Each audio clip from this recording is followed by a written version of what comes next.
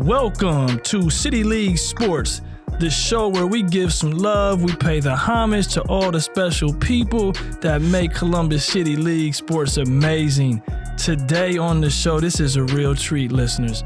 This is a real treat, listeners. We have former Africentric Lady Nubian basketball player and current Tennessee Lady Vols, Jordan Horston, joining the show today. Jordan, say hello to all the people here in Central Ohio. How y'all doing? So check this out, right? So Jordan, this is a real treat. I'm super excited to be able to sit down with you, have this conversation. We've had a lot of superstars on our show, but we ain't had any super duper stars like you, right? We ain't had any like you on the show, right? And so I share that because for as long as, my first introduction to you as a student, and you don't even remember this, but I'm gonna share it. You've always been hooping. Basketball has been a part of your life for a long time, and we're going to talk a lot about that. But let me share with you my introduction to your world, and then you tell me and tell our listeners what is going on in your world during this time. So, every year in my role, I get these people say, "Oh man, you got to go check out this 8th grader or that 8th grader." I hear this in basketball all the time, right? Parents tell me when I'm walking down the street, coaches call me, everybody, and every 8th grader is amazing. So they said, no, you got to go check out this young lady at Ames named Jordan Horston. She's amazing. And I'm like, man, I hear that all the time. I come to a game and it's sold out, a middle school girls basketball game. Look at you smiling. You know what I'm talking about. This game is so, I'm like, who are all these people was here? That the Berwick game? I think that was the Woodward Park game.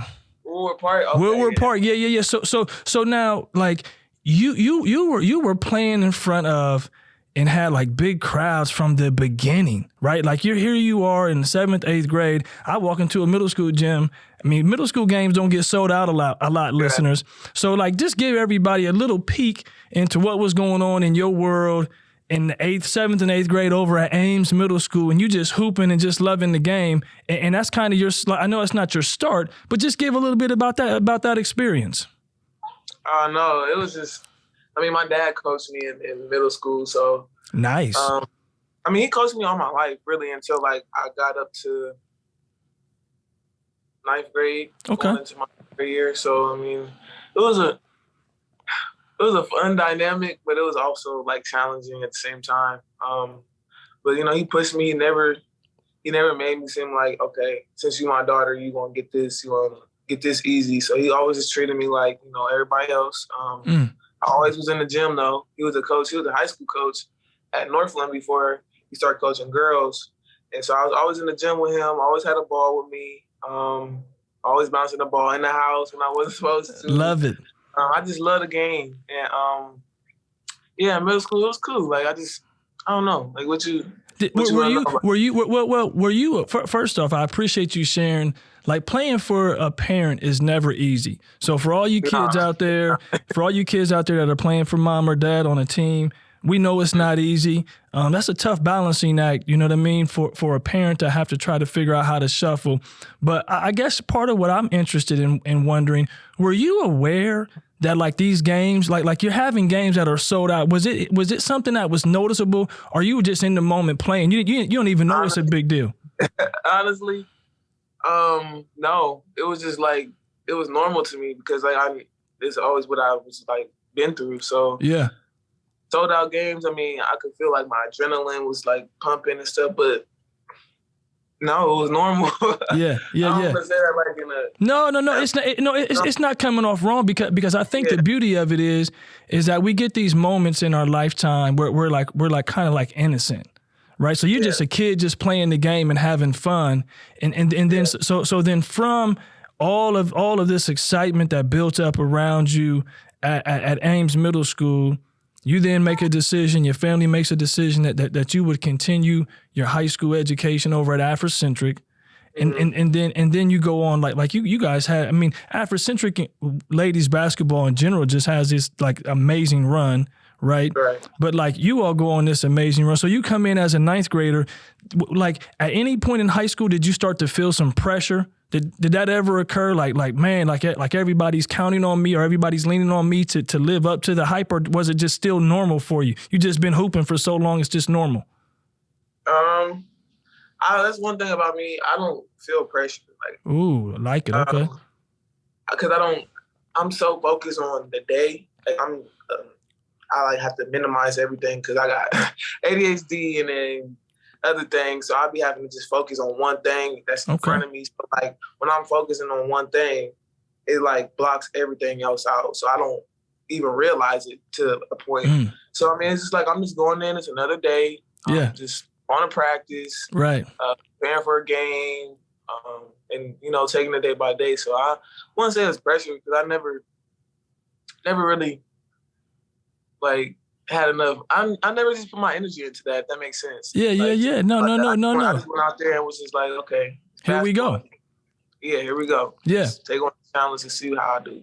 So let me ask you, right? Like I'm just curious now as you say that. I mean, does the game and there's no wrong answer to this one. So I want you to know. But I'm curious now as a basketball person. I'm trying to get a little bit into the mind of somebody who in basketball is considered to be really special, right? Like you're considered a really special basketball player. So, so does the game just come really easy to you? Is that what's, because like for those of us that wasn't really special, we felt pressure. We was like, I got on the court and I'm afraid to turn the ball around. I turn the ball. I'm looking over at coach like, please don't take me out the game, right? So like, has the game just come easy to you for a lifetime? Is that what's been going on for you? I don't know. I just always been around the game. Like I just since a baby, so I just always watch people and like watch highlights or just I like to watch things and pick up things from other people. So I always did that. And I remember my AAU coach. He would always tell my mom, JB. He would always tell my mom, she's special. She's special. I want her to be my point guard or whatever. Because at the time I was a point guard. I played point guard. Yeah. My whole life. So certainly.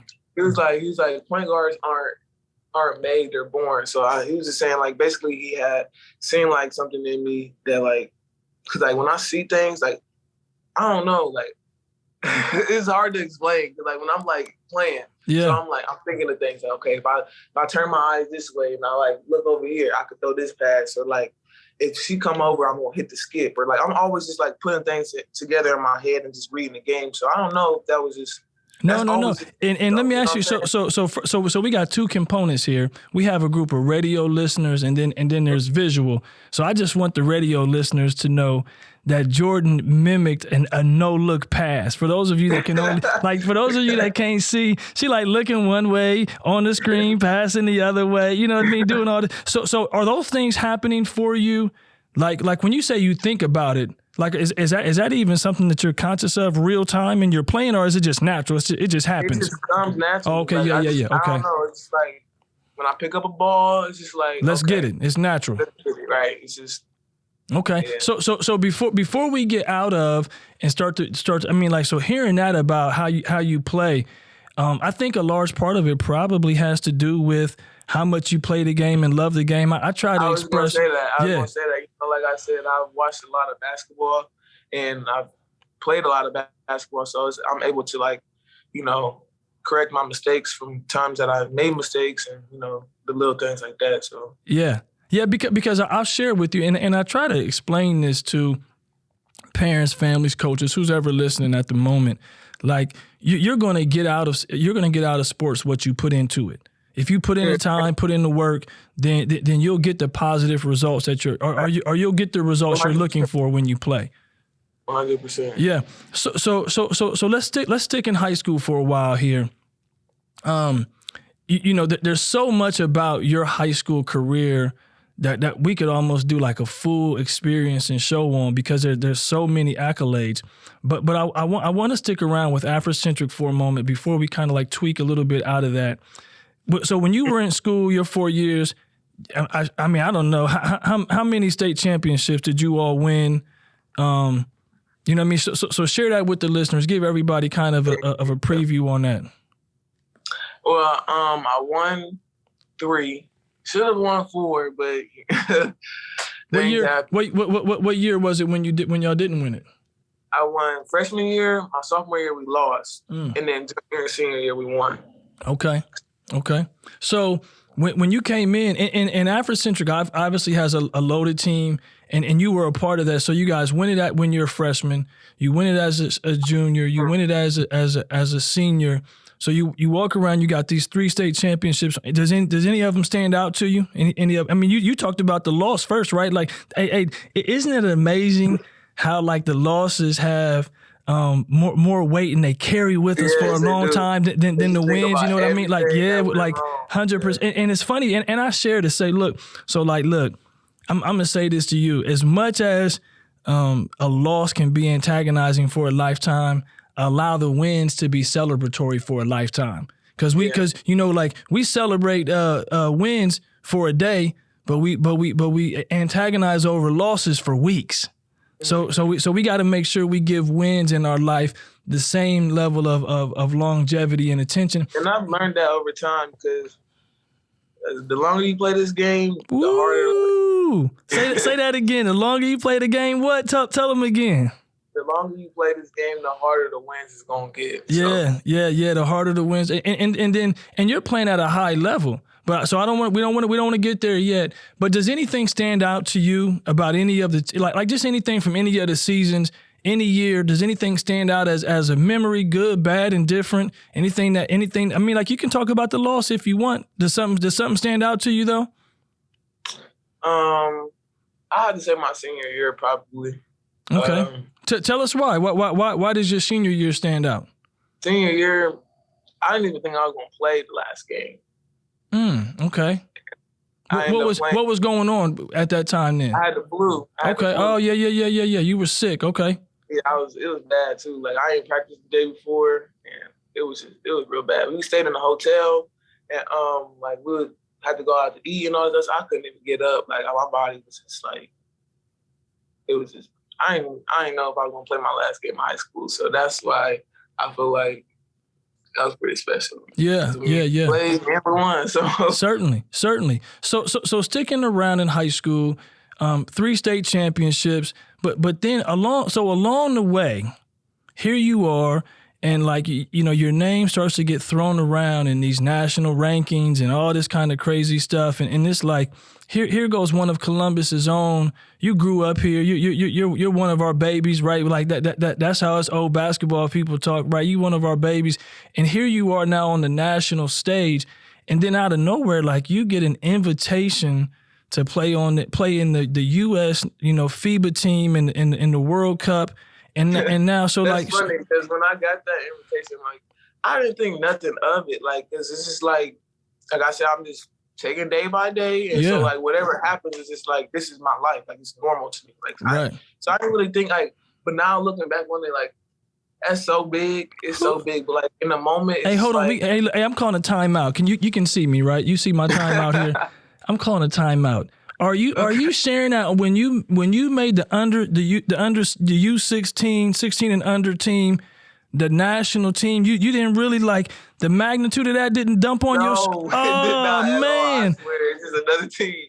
Okay, I guess I'll go try it. Hey man, look, people, let me set the stage. People, let me set the stage for you. Then this young lady was playing on the U.S. So this is the equivalent of the Olympic team at a lower age. World Cup, playing on the 16 and under U.S. ladies, girls national team. Now, where'd you all go to play? So I think that'll help our listeners understand how big time this is. Where'd you all play the U16 World Cup at? Well, first we had trials in Colorado. That's where we tried out, and that's where all the other, like, Olympians, like, go train. They live there to train or whatever. Certainly. So we were like just on the campus with all these Olympians and little kids just going and playing basketball, and we seeing all these, like, amazing people. Right. My first year we went to Argentina, and then my second time making the team we went to Belarus. Okay, so let me help you understand this, right? So to really help it set in for you, I know you said it's big time. Most people never in their life get a chance to travel out of the country. Like I'm just being, you know what I mean? And you just said, "Oh, we went to Argentina." Like you drove down the street to play a pickup game. You know what I mean? Like at the park somewhere. Y'all didn't drive to, like you all went out of the country and went to Argentina to play, and then obviously win a gold medal, right? Your U16, you guys win a gold medal. Yeah. Yeah, we did. Yeah. It was U16 and next year. Yeah. But like, so you gotta have some memories from those experiences that are like give because like here we are back home and we could only root for you. You know what I mean? But we couldn't be there with you, obviously, because you're going to these exotic places all over the planet. So like share us a little something. Give us a story about, U16, U17. Give us a little something.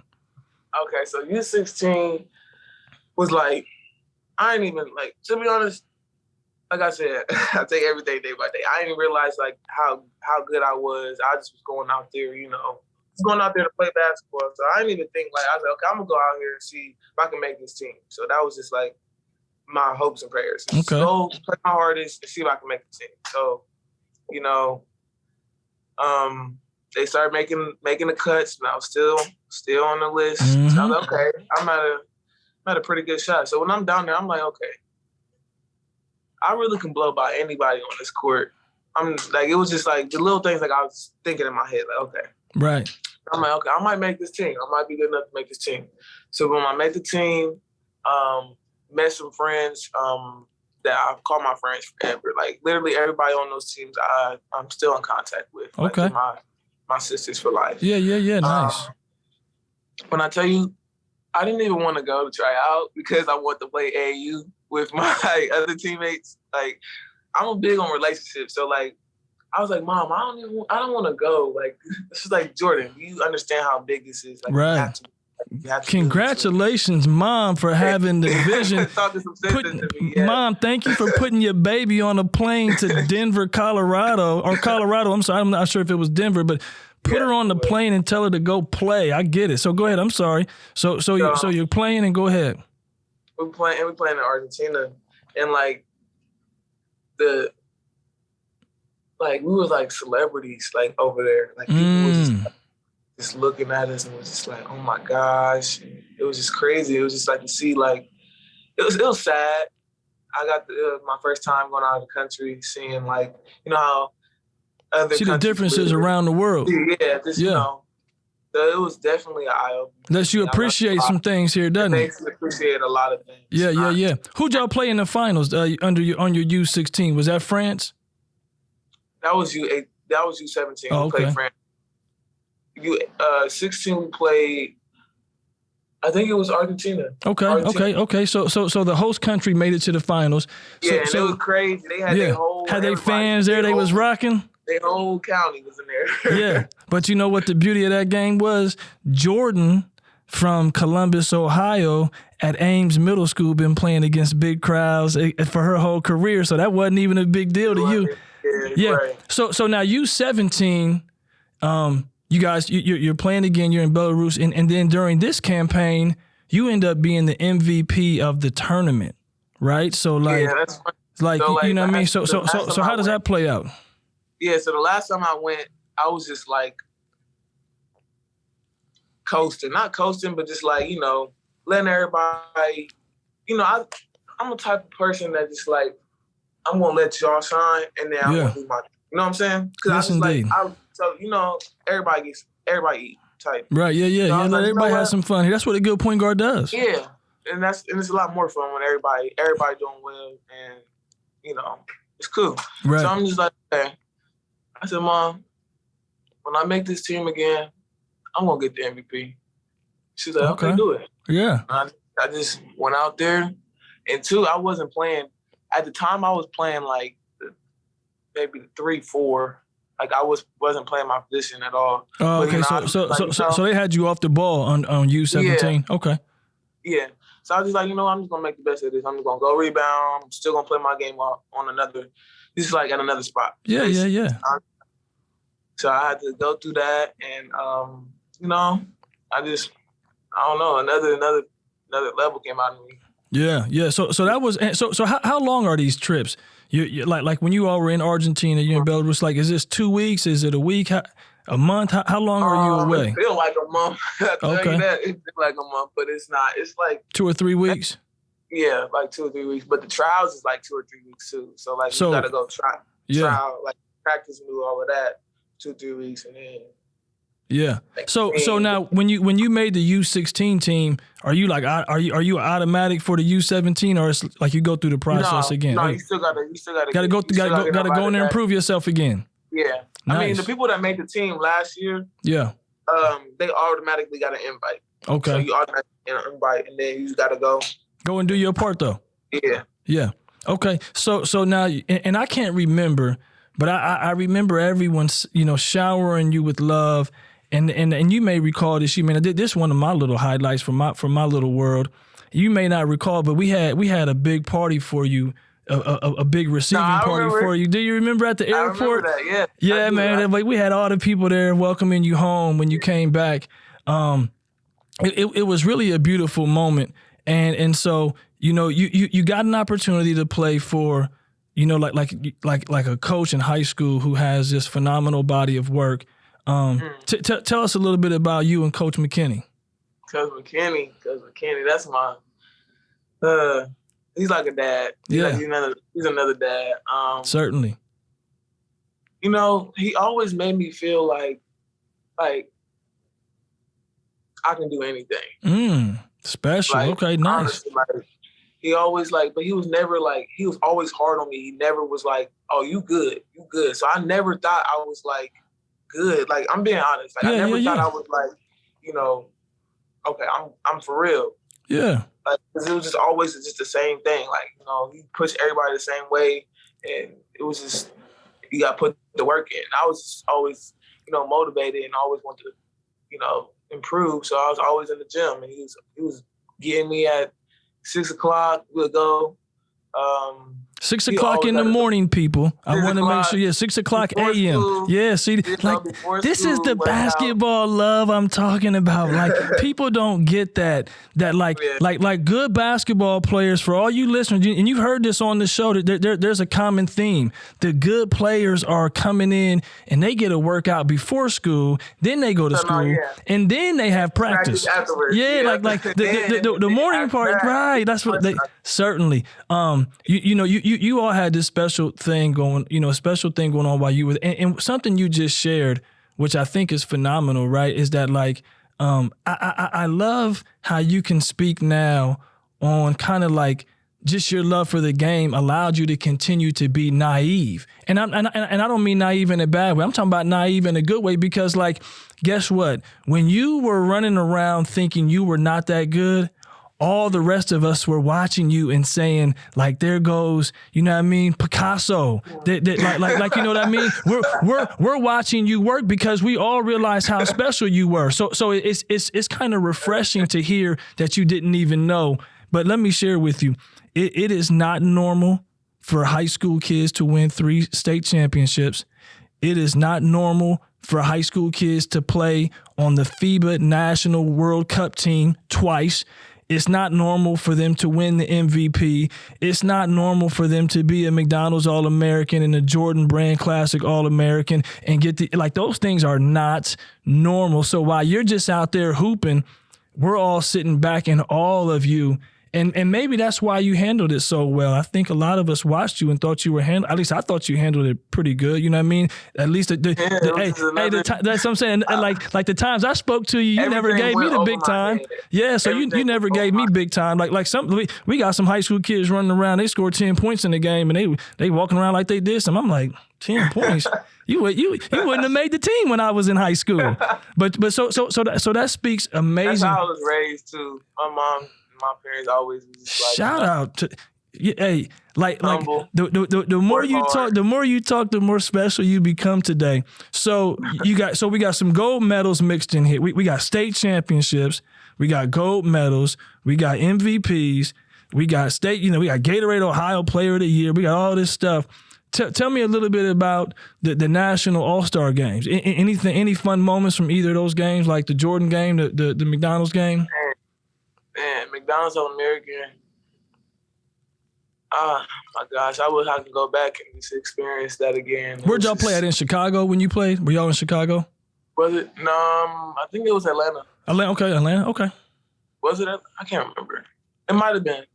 Yeah, I think it was Atlanta. That's nice when you done played in so many big games. You don't even remember where they were. Like, I'm just out here. I don't know what city we was in. New York, Atlanta, Jordan Chicago. Brand was in Vegas. Jordan Brand was in Vegas. Okay. So you choose one. Tell us a little something about either game. You choose one. What's that experience like? McDonald's All-American. So they give you a plane ticket. They fly you out. You get there. You go. They give you a hotel room. Yeah. And then once you walk in the hotel room, it's like all your gear. Ooh, so they had your jersey and stuff in the room?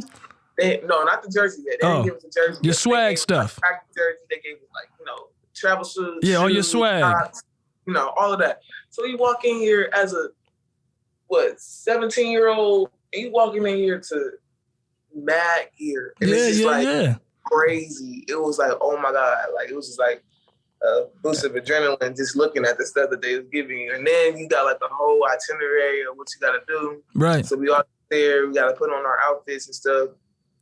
And the men is there too. So you see all these guys that's in the NBA right now that haven't played at McDonald's All-American. Okay, so is that when did it settle in then that you're pretty good? Is that when you when did you figure it out then that you were pretty good? Did that help settle in? Did you say man, I'm pretty good? You got gold medals and all this stuff, and you still saying you didn't know you were any good? Did at any point it dawn on you I must be pretty good?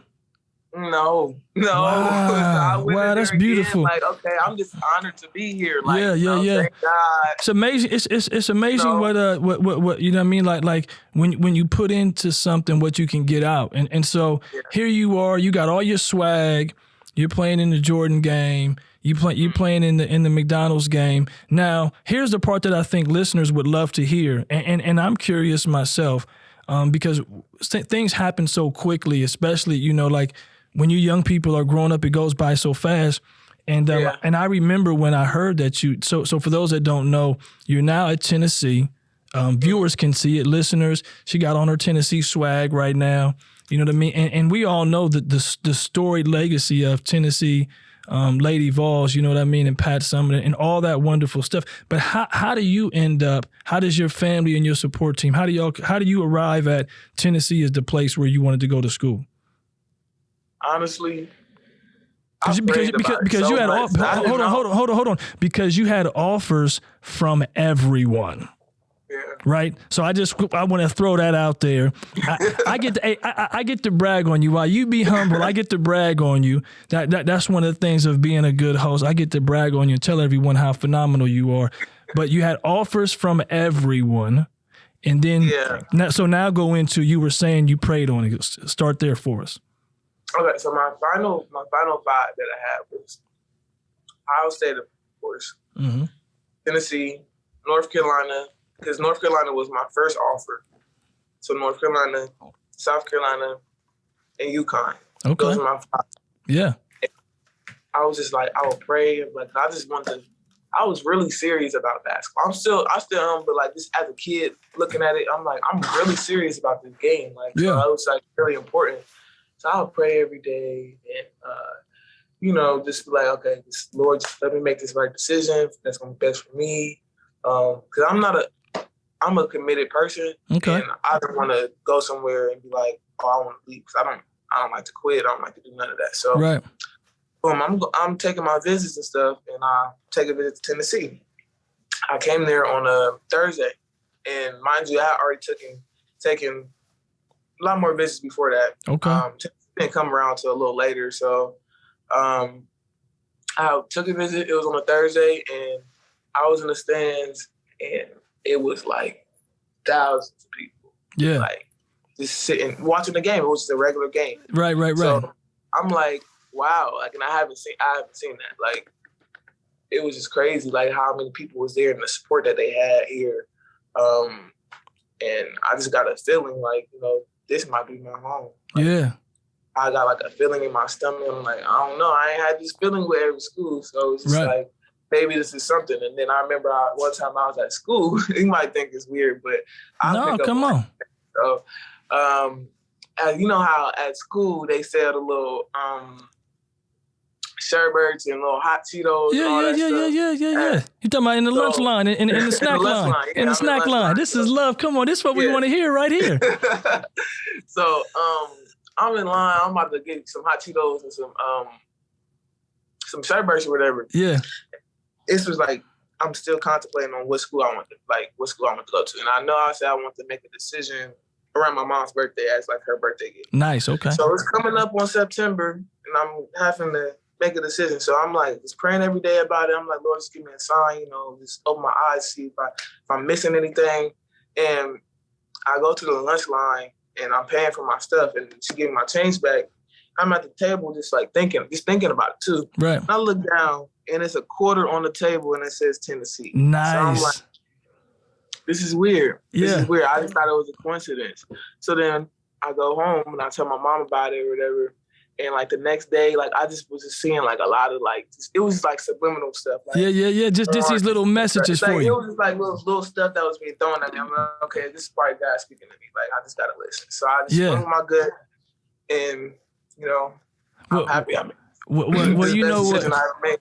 Yeah, well, here's the beauty of that also, and I love that story, right? You know what I mean? And I think listeners will love it. So for an old person like me, and even every time I say old, I got other people around my age that tell me I'm not old, but I think I'm old. You don't look it. You don't look I appreciate that. I feel like I'm right. But like, so let me, like they're giving me the signal that we got to start to wrap it up. I told you 30 minutes goes by really fast, but let me share this though.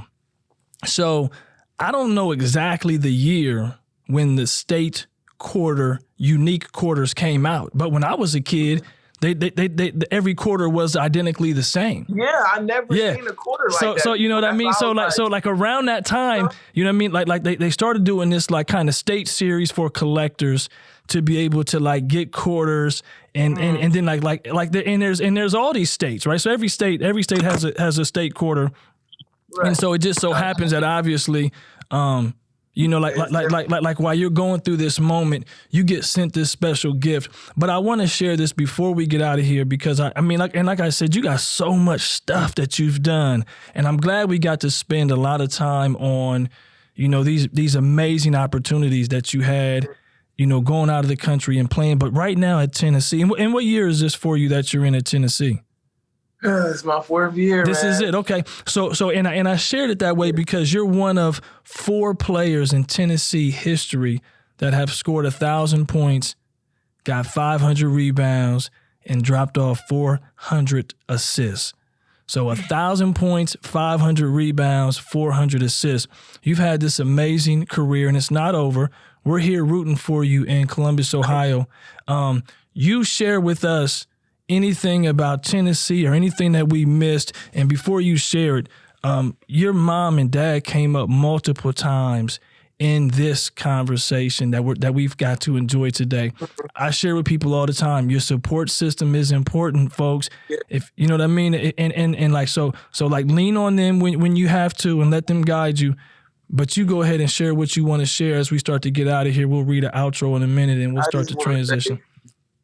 I just want to say the city has always shown love for me, and I can't thank them enough, like, at all. Like, I'm just a little kid from Columbus, Ohio, and people who believed in me, pushed me. Everybody was pulling for me, it seemed like, and I just appreciate that because you don't see that a lot. And I felt the love. I still feel the love. Yeah. I just can't thank y'all enough. Like I said, I'm a relationship person. So when I came to Tennessee, like my head coach, she had got let go. The coach that had recruited me. Okay, wow. So I'm like, I don't know if I'm going to still go. But then I was like, nah, I already signed. Like, I already said I was going to go here. I haven't stepped on campus. I'm going to get this lady a shot. So the lady I'm talking about is Kelly. Coach Kelly. Yeah, your new coach. So she came to a dinner with me and my family. This was the first time I ever met her. She was like, if you still come here, I'm gonna take care of you. Not like promise me anything. Yeah, but just saying like you're gonna be under my umbrella. Let's go figure it out. And the thing about me is I was deciding on a school that, looked at me as a human being and then an athlete. Yeah. Like, so I'm like, okay, the relationship piece matters to me. I play better when I feel like I have a relationship with my coach. Yeah. And so I get there, and we had our ups and downs at first, but it was just like I feel like this is the best decision I ever made because she really loves me as a person. Good for you. Yes, and it's just like, she was coached by Pat Summitt. So she played at Tennessee. She has a lot. Yes, she played. So she got the DNA. She got the DNA running through her. Then she has all the pieces, and I'm just trying to pick her brain and just continue to be better person. But like I said, Tennessee has been up and down, but I feel like if I didn't have the relationships that I have with the people here, it would have been a lot harder. So. Well, hey, you allowed to cry on our show? I see you getting a little emotional. Okay, no. Okay, I wasn't because but just in case you did, I heard a little bit of love in you. Hey, so look, we do got to get out of here. This has been a fun time catching up with you. You're amazing. Your game is amazing. Like I said, I always just appreciated that you wasn't walking around big time and everybody when you was a kid. And it's refreshing to hear what you said. What our listeners and viewers don't know. When we were doing our pre-setup here today, you had your cat, Mr., jumping around and running around all over the place in the room. And I think you put Mr. off to the side. But I say that because I just like we're happy because you're happy. We're cheering for you. I'm not sure, but go make this make this a bang as you all start to close out here. Your senior year, we've been watching your journey for a long time, and I know basketball will be a part of your life as you continue to move forward. We thank that you spent some time to catch up with us here on the show. Thank you. Yeah. Thank you for having me, Austin. You unlocked so many memories. Yeah, hey. Well, and then at some point you'll remember where the McDonald's game was at. Atlanta, Chicago, New York, Dallas, Houston, someplace out there. It's just another game on the plane, another game playing. But I say that jokingly. Hey, look, we do got to get out of here. Much respect to you today, Jordan. Really appreciate you. Be sure to catch all future episodes on WCBE 90.5 FM. You can catch us on Spotify, Apple, or the platform you prefer to listen to your favorite podcast. Follow the show on City League at City League Sports 614. I'm your host, Dr. Vince Clarino. This is Big Time Jordan Horston. This is City League Sports, and we're out.